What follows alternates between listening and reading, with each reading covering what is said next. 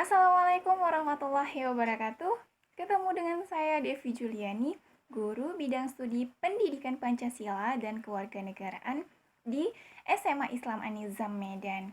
Nah, baik, kali ini kita ketemu lagi dalam mata pelajaran Pendidikan Pancasila dan Kewarganegaraan untuk kelas 12.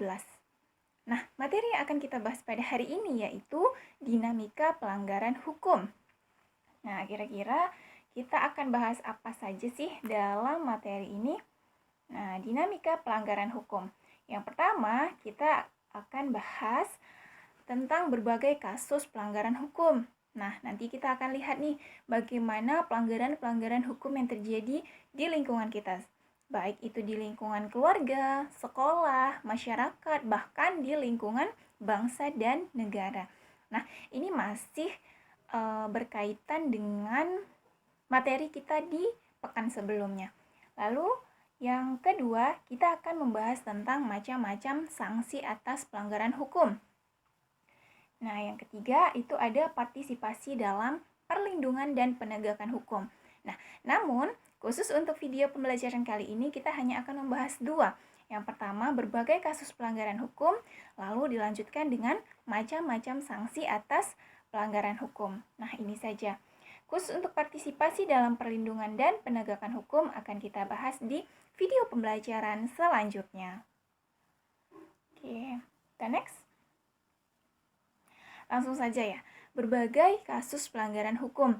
Nah, ternyata banyak sekali kasus-kasus pelanggaran hukum yang banyak terjadi di lingkungan kita. Dan banyaknya lagi itu hal sudah dianggap sebagai hal yang biasa.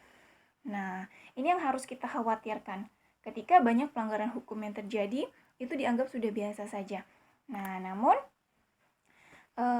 sebelum kita masuk kepada bagaimana atau apa-apa saja pelanggaran hukum itu, kita lihat dulu nih. Anda tentunya pernah mendengar peristiwa pembunuhan dan juga perampokan yang terjadi di suatu daerah.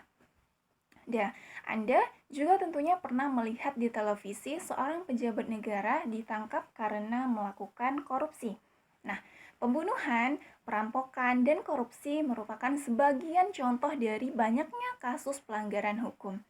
Nah, kalau misalkan kita lihat pemberitaan di televisi, itu setiap hari ada aja ya kan, misalkan pembunuhan, kemudian perampokan, begal. Nah, itu hal-hal yang sudah tidak asing lagi di lingkungan kita. Bahkan tidak hanya kita lihat di televisi, di dalam keseharian kita, di dekat lingkungan kita itu banyak terjadi. Tuh. Oke. Lalu, apa sebenarnya pelanggaran hukum itu? Nah, contohnya tadi udah tahu ya kan, korupsi, pembunuhan, perampokan itu salah satu pelanggaran hukum. Lalu pengertian dari pelanggaran hukum ini apa sih? Dan mengapa terjadi pelanggaran hukum? Baik, next. Nah, pengertian pelanggaran hukum. Jadi, pelanggaran hukum disebut juga perbuatan melawan hukum. Nah, kalau misalkan pelanggaran itu memang sinonimnya melawan ya kan, artinya tidak mengikuti aturan. Nah, yaitu tindakan seseorang yang tidak sesuai atau bertentangan dengan aturan-aturan yang berlaku. Dengan kata lain, pelanggaran hukum merupakan pengingkaran terhadap kewajiban-kewajiban yang telah ditetapkan oleh peraturan atau hukum yang berlaku. Misalnya kasus pembunuhan tadi. Nah, kenapa kemudian kasus pembunuhan dikatakan sebagai salah satu kasus pelanggaran hukum? Nah, kita lihat pengertiannya tadi, perbuatan melawan hukum. Nah, pembunuhan itu artinya menghilangkan satu atau lebih nyawa manusia. Nah, itu termasuk ke dalam perbuatan melawan hukum karena memang itu diatur dalam undang-undang kita, termasuk ke dalam hak asasi manusia. Nah, kemudian kasus pembunuhan merupakan pengingkaran terhadap kewajiban untuk menghormati hak hidup orang lain. Nah, artinya kalau ada seorang pelaku yang melakukan pembunuhan terhadap seseorang, misal berinisial A, maka si pelaku ini telah mengingkari terhadap kewajiban untuk menghormati hak hidup orang lain. Jadi kita setiap individu, setiap insan memiliki kewajiban, yaitu salah satunya kewajiban menghormati hak hidup orang lain dengan tidak melakukan pembunuhan. Kemudian tidak, ya pembunuhan itu artinya menghilangkan nyawa satu ataupun lebih manusia, seperti itu. Oke, kita lihat selanjutnya. Pelanggaran hukum merupakan bentuk ketidakpatuhan terhadap hukum. Ketidakpatuhan terhadap hukum dapat disebabkan oleh dua hal. Nah, jadi ketidakpatuhan terhadap hukum ini bisa disebabkan oleh dua hal. Di mana yang pertama, itu pelanggaran hukum oleh si pelanggar sudah dianggap sebagai kebiasaan. Nah, kita lihat saja bagaimana kalau dulu ya, kalau kita bandingkan dulu pelanggaran hukum itu misalkan kayak pembunuhan, pelanggaran hukum yang berat lah itu pembunuhan, kemudian perampokan yang hingga menghilangkan nyawa orang lain, kemudian genosida termasuk salah satunya itu yang sudah besar sekali ya kan. Nah, kita lihat kalau zaman dahulu atau mungkin beberapa tahun yang silam itu masih belum banyak di lingkungan kita. Kita melihat palingan dari sosial media, pemberitaan sosial media atau pemberitaan di televisi. Nah, hari ini kita lihat bagaimana maraknya kasus pembunuhan. Kan? Artinya ini sudah dijadikan sebagai hal yang biasa. Seperti itu. Nah, ini yang harusnya menjadi PR untuk kita untuk ya kita tidak termasuk ke dalam salah satu pelaku daripada pelanggaran hukum. Baik itu nanti pelanggaran hukum yang ringan, sedang ataupun berat, itu sama saja. Nah, lalu yang kedua apa? Hukum yang berlaku sudah tidak sesuai lagi dengan tuntutan kehidupan. Nah, inilah yang menjadikan banyaknya terjadi ketidakpatuhan terhadap hukum itu sendiri. Oke, kita lanjut. Nah, saat ini kita sering melihat berbagai pelanggaran hukum terjadi di negara ini.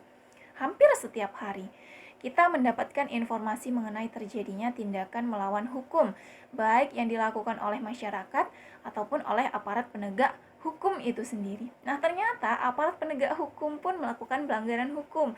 Nah, bagaimana dengan kita rakyatnya gitu ya kan? Nah, inilah yang harus menjadi PR besar bagi bangsa kita.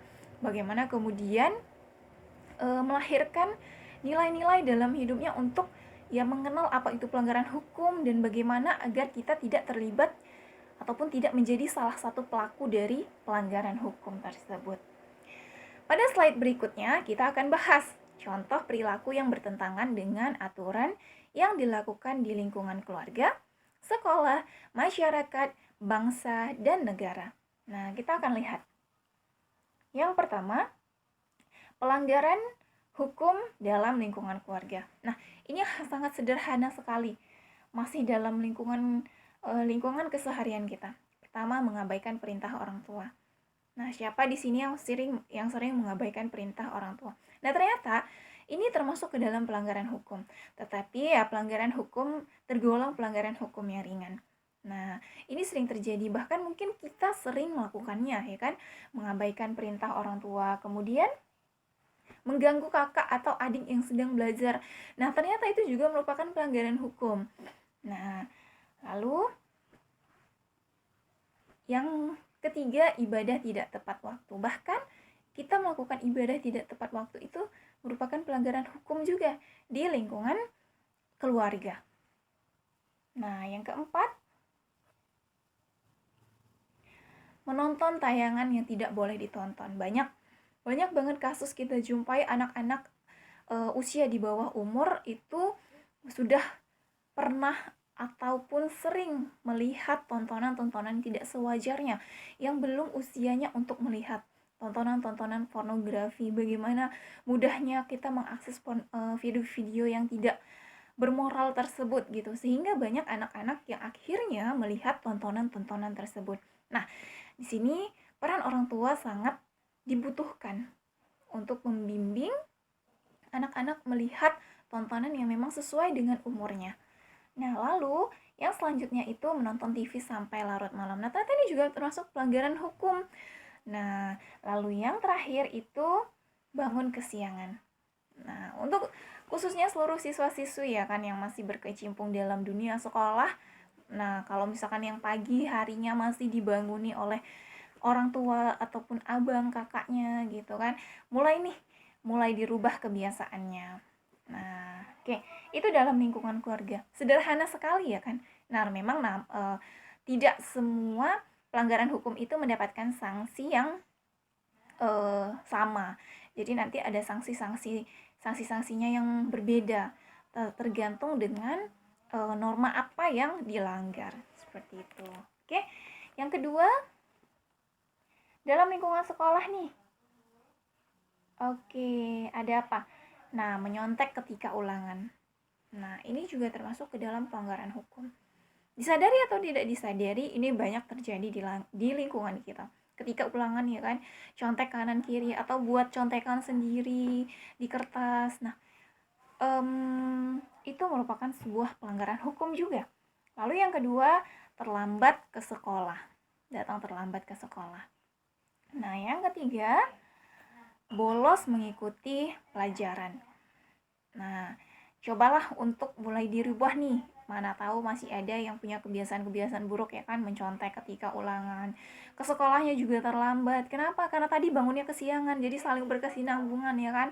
Lalu pada jam pelajaran bolos. Nah, kalau sekarang ini masih masa pandemi, kita masih belajar dari rumah, oke lah ya kan.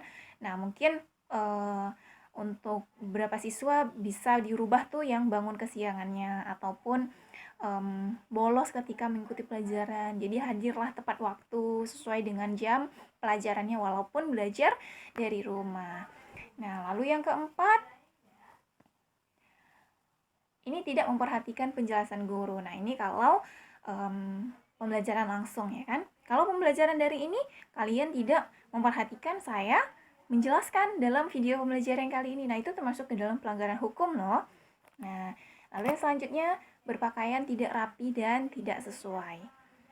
Nah, itu contoh-contoh pelanggaran hukum yang terjadi di lingkungan sekolah.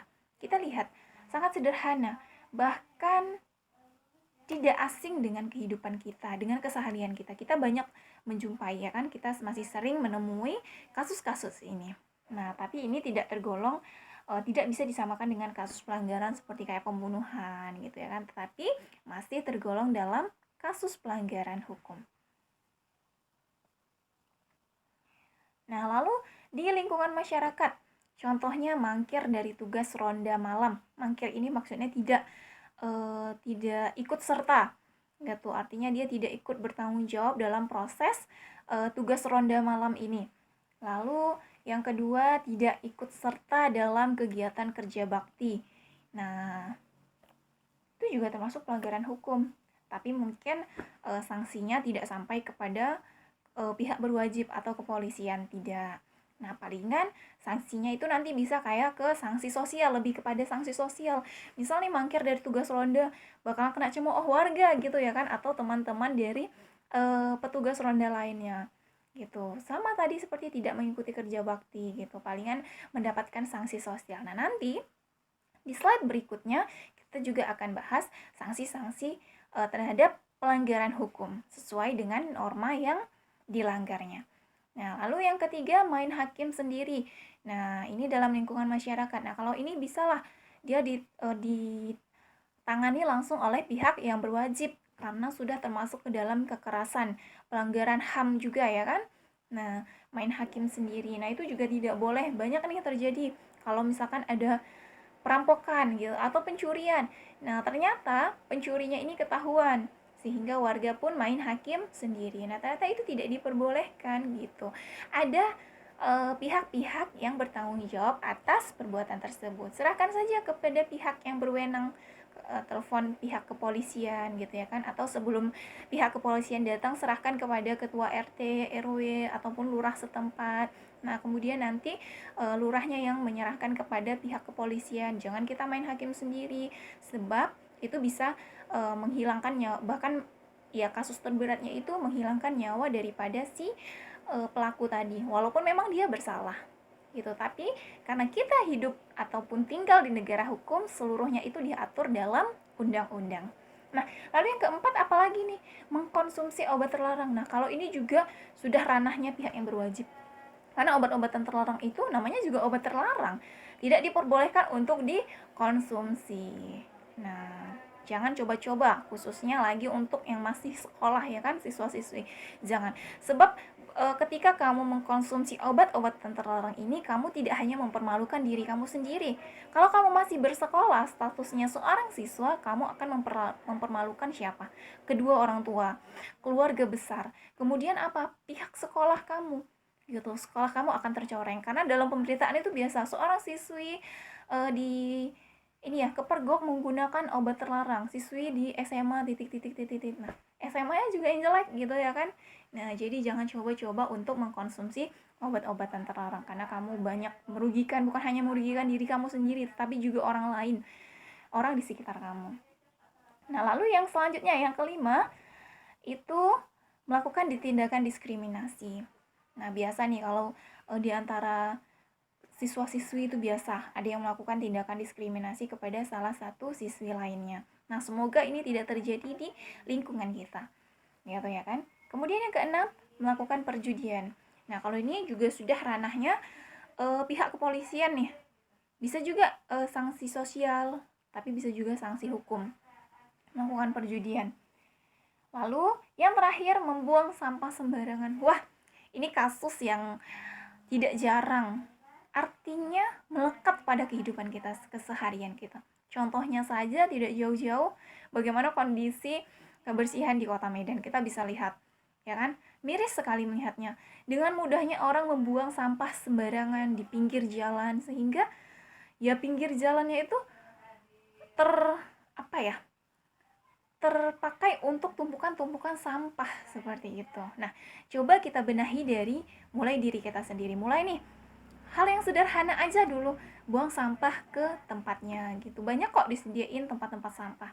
Kalaupun kita berkunjung pada suatu tempat yang tidak menyediakan tempat sampah, ya silahkan kita ambil sampahnya atau kita simpan sampahnya.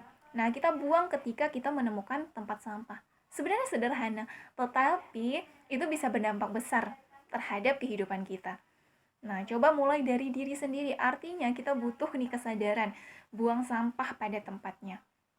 Nah, contohnya saja yang ketika kita melakukan tindakan buang sampah pada tempatnya, banyak kegiatan ataupun hal positif yang diakibatkan. Dimana ketika kita buang sampah sembarangan itu kan bisa membuat lingkungan kotor. Ketika kita buang sampah pada tempatnya, lingkungan akan terlihat bersih, gitu ya kan? Tidak menimbulkan banjir juga. Nah, lain sebagainya. Banyak sekali sebenarnya manfaat kalau kita mengikuti aturan-aturan yang berlaku. Nah, namun sayangnya kesadaran kita sendiri belum tumbuh nih. Tapi coba bangun dari kesadaran kita masing-masing dulu nih. Oke, itu dalam lingkungan masyarakat. Bagaimana dengan lingkungan bangsa dan negara? Nah, tidak memiliki KTP. Nah, bagi yang usianya sudah di atas 17 tahun, 17 ke atas, silahkan membuat KTP. Karena memang ada sanksi pidana bagi yang tidak memiliki kartu tanda penduduk. Nah, lalu yang kedua, tidak mematuhi rambu lalu lintas. Nah, bahkan ini sangat sering, ya setiap harilah kita lihat. Untuk khususnya di Kota Medan sendiri gitu ya kan, bagaimana melanggar lampu merah, ketika memang dia memiliki kesempatan untuk melanggar lampu merah itu dilanggar gitu ya kan. Kita bisa lihat pada gambar nih ada rambu lalu lintas di mana dikatakan dilarang berputar, tetapi masih saja ada kendaraan bermotor yang melakukan berputar di area itu gitu. Nah, sebenarnya ini memang butuh yang namanya kesabaran kita ya, bukan kesadaran kita untuk mematuhi aturan-aturan yang berlaku. Lalu yang ketiga, melakukan tindakan pidana. Nah, tindakan pidana ini apa saja? Bisa melakukan pembunuhan, melakukan perampokan, kemudian melakukan penipuan. Nah, itu merupakan termasuk ke dalam tindakan pidana. Nah, ini memang harus ya pihak berwajib ya kan. Ini sudah termasuk ke dalam pelanggaran hukum yang berat. Bisa dikatakan berat karena kalau pembunuhan dia menghilangkan nyawa seorang manusia. Tuh. Nah, lalu yang kelima, contoh dalam lingkungan bangsa dan negara tidak berpartisipasi dalam kegiatan pemilu. Dalam artian apa biasa disebut golput. Ternyata itu pelanggaran hukum. Nah, jadi ketika ada pemilu, maka kita harus ya ikut sertalah dalam kegiatan tersebut. Lalu merusak fasilitas negara dengan sengaja. Banyak ini terjadi ya kan. Dalam kegiatan-kegiatan demonstrasi biasanya kalau misalkan demonstrasinya itu biasanya di akhir-akhir nih, kalau misalkan udah nggak tersampaikan dengan baik lagi, biasanya itu banyak melakukan perusakan-perusakan fasilitas negara. Nah, maka dari situ ketika melakukan demonstrasi, lakukanlah sesuai dengan aturan, lakukan dengan damai, bukan dengan cara kekerasan. Ataupun merusak fasilitas negara secara sengaja, dia memang sengaja untuk datang ke tempat itu dan merusak fasilitas itu. Nah, semoga kita tidak termasuk ke dalam golongan orang-orang seperti itu, ya kan? Lalu melakukan aksi teror. Ini juga tidak asing lagi ya kan, khususnya untuk kita di Indonesia banyak sekali terjadinya aksi teror-teror ini. Nah, harapannya juga semoga kita tidak termasuk di dalam salah satunya. Nah, itulah contoh-contoh dari pelanggaran hukum. Dari yang sederhana, tadi dari lingkungan sekolah, kemudian dari lingkungan keluarga, lalu lingkungan sekolah, lingkungan masyarakat, sampai kepada lingkungan bangsa dan negara. Nah, lalu apa sanksi yang didapatkan dari pelaku-pelaku pelanggaran hukum tadi? Nah, kita akan bahas pada bagian macam-macam sanksi atas pelanggaran hukum. Oke, next. Nah, pernahkah Anda melihat seorang wasit sepak bola ragu untuk memberikan kartu peringatan kepada pemain yang melakukan pelanggaran? Misalnya nih, dia bingung mau kasih kartu warna kuning atau kartu warna merah gitu. Nah, jadi keraguan-raguan wasit itu merupakan satu bukti penegakan hukum yang tidak tegas. Artinya wasitnya nggak tegas, dia mau kasih peringatan kartu merah atau kartu kuning. Nah, itu sebagai contoh. Lalu contoh lain seperti apa? Nah, kita lihat ada gambar angkot, ya kan, angkutan kota. Peristiwa serupa seringkali kita saksikan dalam kehidupan sehari-hari. Misalnya, mengapa supir angkutan kota tidak sungkan-sungkan berhenti menunggu penumpang pada tempat yang jelas-jelas dilarang berhenti? Atau kalau di Medan kita biasa kenal namanya ngetem ya kan, angkot-angkot tuh ngetem, tidak pada tempatnya. Seperti itu. Ada tempat jalur-jalur yang memang dilarang untuk berhenti, tetapi supir itu berhenti pada tempat tersebut. Nah, mengapa ini bisa terjadi dan bahkan sudah menjadi hal yang biasa? Sudah menjadi hal yang lumrah seperti itu. Mengapa? Penyebabnya karena petugas tidak tegas menindaklanjutinya. Karena peristiwa seperti itu dibiarkan, tidak ditindak oleh petugas, lama-kelamaan dianggap hal yang biasa. Nah, sebenarnya ketika aparat ataupun penegak hukum itu tegas melakukan tindakan penegakan hukum, maka hal ini tidak akan terjadi. Tetapi karena longgarnya atau tidak tegasnya kita, maka ini menjadi hal yang biasa. Itu ya kan, memang susah untuk menerapkan penegakan hukum yang semestinya gitu. Tapi kalau kita tegas bisa, gitu ya kan? Nah, itu merupakan pelanggaran-pelanggaran hukum. Ternyata banyak ya dalam lingkungan kita gitu. Bahkan ternyata kita termasuk salah satu dari pelanggaran hukum tadi. Nah, sadar atau tidak sadar, diakui atau tidak diakui, itulah kenyataannya. Hal yang sama bisa juga menimpa kalian. Nah, misalnya jika para siswa yang melanggar tata tertib sekolah dibiarkan begitu saja, tidak ada sanksi tegas, esok lusa pelanggaran akan menjadi hal yang biasa sama. Datang terlambat dibiarin, tidak datang ke sekolah dibiarin tanpa keterangan gitu ya kan. Kemudian melakukan tindakan nyontek pada saat ulangan dibiarin, sehingga karena tidak tegas dan selalu dibiarkan, itu menjadi hal yang biasa jadinya. Nah, maka dari itu dibutuhkan ketegasan dalam penegakan hukum ini. Nah, perilaku yang bertentangan dengan hukum menimbulkan dampak negatif bagi kehidupan pribadi maupun kehidupan bermasyarakat. Nah, ketika kamu melakukan pelanggaran hukum, ternyata yang dirugikan itu tidak hanya diri kamu sendiri, tetapi orang lain juga. Orang banyak dirugikan oleh tindakan yang kamu lakukan tadi. Sanksi terhadap pelanggaran itu amat banyak ragamnya. Setiap sifat dan jenis sanksi dari setiap norma dan hukum berbeda satu sama lain. Jadi nggak sama. Kayak yang tadi, mengganggu adik atau kakak yang sedang belajar dengan kasus pembunuhan. Nah, ini sanksinya tidak sama. Ya kan? Atau tadi mangkir dari tugas ronda, kemudian dengan supir angkot yang ngetem ataupun berhenti tidak pada tempatnya. Itu pelanggaran, itu sanksinya tidak sama. Jadi, jenis sanksinya itu disesuaikan dengan jenis norma dan hukum yang dilanggar. Nanti kita akan lihat norma apa saja yang dilanggar, bagaimana sanksinya, bagaimana contoh-contohnya ada. Akan tetapi dari segi tujuannya sama, yaitu untuk mewujudkan ketertiban dalam masyarakat. Nah, tujuan diberikan sanksinya ini tetap sama, untuk membuat ya tertib masyarakat. Tetapi sanksi-sanksinya pasti berbeda dalam setiap tindakan. Seperti itu. Nah, ini dia, kita bisa lihat sanksi dan norma dalam masyarakat. Nah, di nomor 1 ada norma agama. Pengertian norma agama adalah petunjuk hidup yang bersumber dari Tuhan, yang disampaikan melalui utusan-utusannya, baik itu rasul maupun nabi, yang berisi perintah, larangan, atau anjuran-anjuran. Nah, contoh-contohnya seperti apa? Beribadah, tidak berjudi, suka beramal. Nah, itu contoh daripada norma kita menjalankan norma agama sesuai dengan ketentuannya. Nah, contoh bagi orang yang melanggar norma agama, sanksinya itu tidak langsung karena akan diperoleh setelah meninggal dunia atau pahala dosa. Nah, misalnya pelanggaran apa nih? Pelanggaran untuk norma agama, misalkan tidak beribadah. Untuk yang muslim mungkin tidak melaksanakan sholat wajib, tidak melakukan puasa pada bulan Ramadan, ya kan? Itu adalah amalan-amalan ataupun ibadah wajib. Ini tidak sanksi tegas oleh negara, tidak, karena memang dia melanggar norma agama. Nah, sanksinya nanti ketika di akhirat, misal seperti itu. Nah, lalu yang kedua, norma kesusilaan.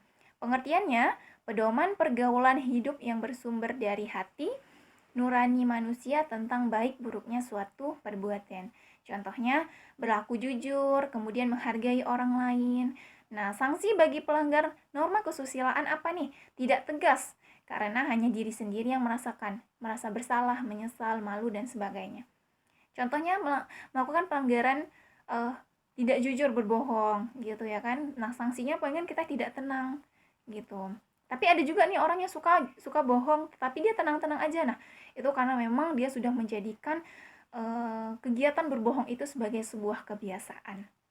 Lalu, misalnya tidak menghargai orang lain, tidak disanksi oleh negara, tidak diberikan sanksi oleh hukum gitu, karena memang yang dilanggar adalah norma kesusilaan.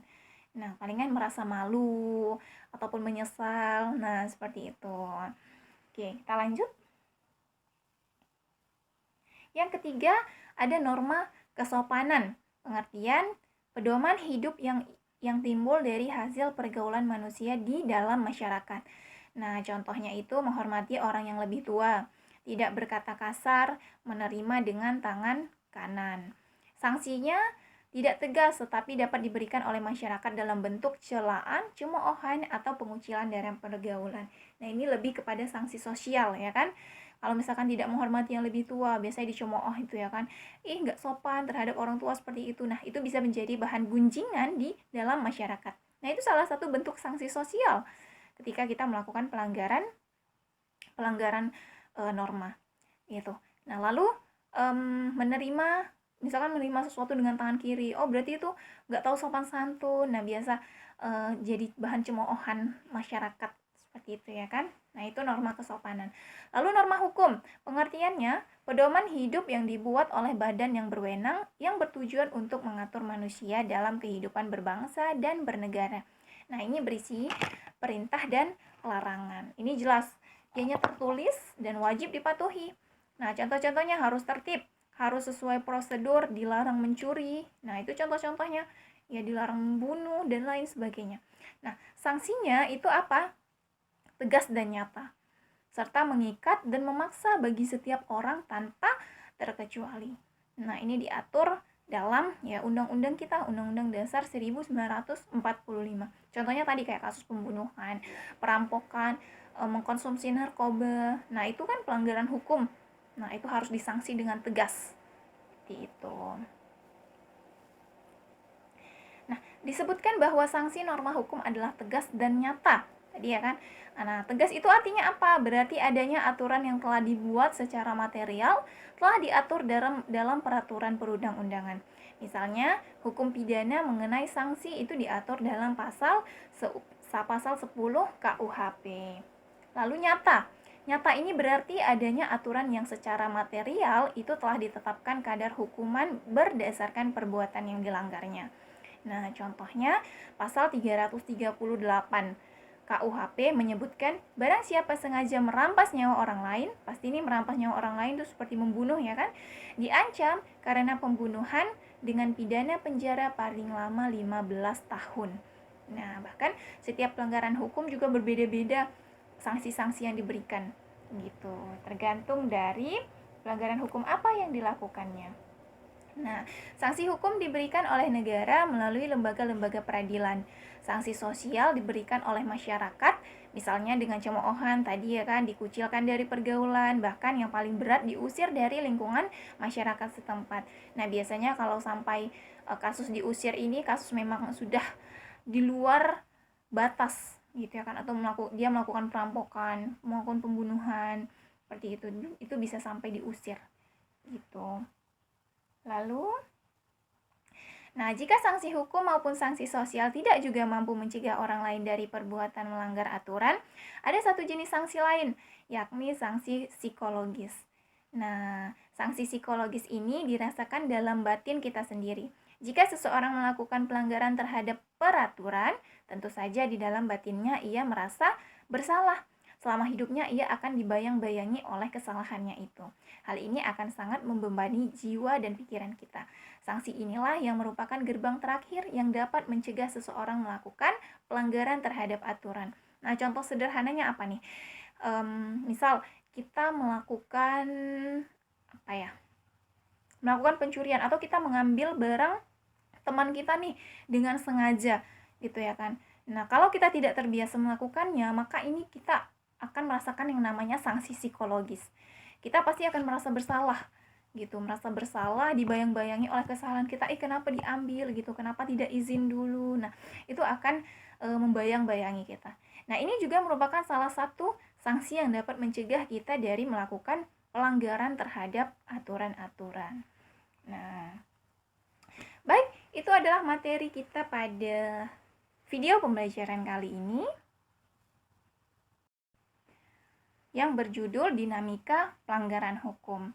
Nah, semoga bisa mengambil intisari daripada penyampaian ataupun materi-materi yang telah saya sampaikan tadi. Nah, semoga kita tidak termasuk ke dalam salah satu pelaku yang melakukan pelanggaran aturan-aturan yang ada. Nah, baik. Kalau video pembelajaran ini bermanfaat untuk kamu, jangan lupa untuk like, comment, share video pembelajaran ini, dan jangan lupa subscribe channel YouTube dari SMAI Anizam. Nah, ada banyak video-video pembelajaran lainnya yang pastinya mengedukasi kita semua. Oke, itu saja dari saya akhiri. Wassalamualaikum warahmatullahi wabarakatuh. Sampai ketemu di video-video pembelajaran selanjutnya.